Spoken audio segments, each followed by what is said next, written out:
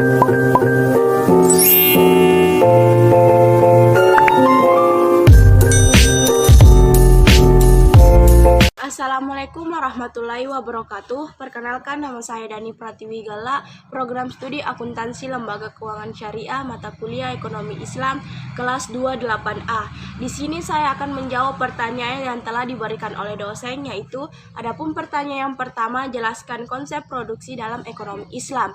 Jadi, pada ekonomi sosialis, seluruh bentuk produksi dan sumber pendapatan menjadi milik negara atau masyarakat keseluruhan. Hak individu untuk memiliki harta atau memanfaatkan hasil produksi tidak diperbolehkan. Guna menjamin kebersamaan, setiap individu disediakan kebutuhan hidup menurut keperluan masing-masing. Sedangkan sistem ekonomi yang berlaku sekarang mengabaikan dimensi moral keberadaan manusia dan menonjolkan optimisme agresif, ketidakjujuran, dan ketidakkepercayaan. Membentuk lingkaran setan dan tidak bisa dihilangkan sama sekali. Alasan utama lingkaran setan ini adalah keegoisan terinspirasi oleh individualisme barat. Nomor 2, yaitu jelaskan konsep konsumsi dalam ekonomi Islam. Jadi, dalam perspektif ekonomi Islam, konsumsi bukan hanya sekadar memenuhi kebutuhan individu, tetapi juga sebagai konsumen dalam rangka memenuhi perintah Allah Subhanahu wa Ta'ala, tetapi jauh lebih terpikat terhadap kesadaran dengan kebutuhan individu orang lain.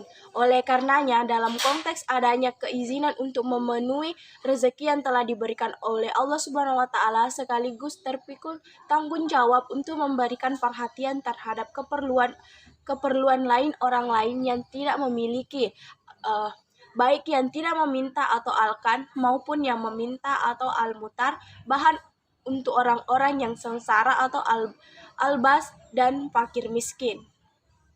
Baik, adapun soal nomor 3, yaitu jelaskan konsep distribusi dalam ekonomi Islam.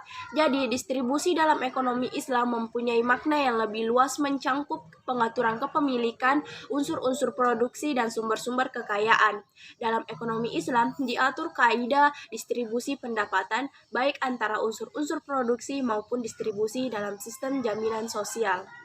Adapun soal nomor 4, peran lembaga keuangan syariah dalam perekonomian.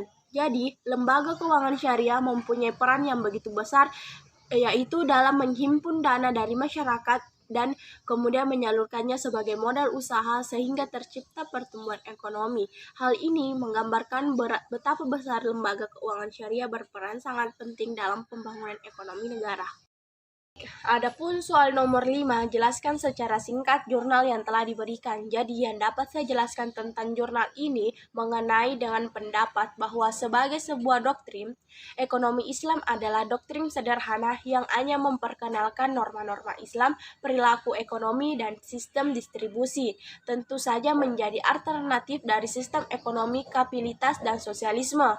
Sedangkan pada aspek kemunculan, ekonomi Islam ini sebagai sistem disiplin ilmu termasuk yang tidak sepakat. Menurutnya, kemunculan ekonomi Islam hanya bertujuan sebagai politis kutrum, di mana kontribusi terbesar dari pemikiran ekonomi tersebut justru hanya berasal dari orang-orang Pakistan.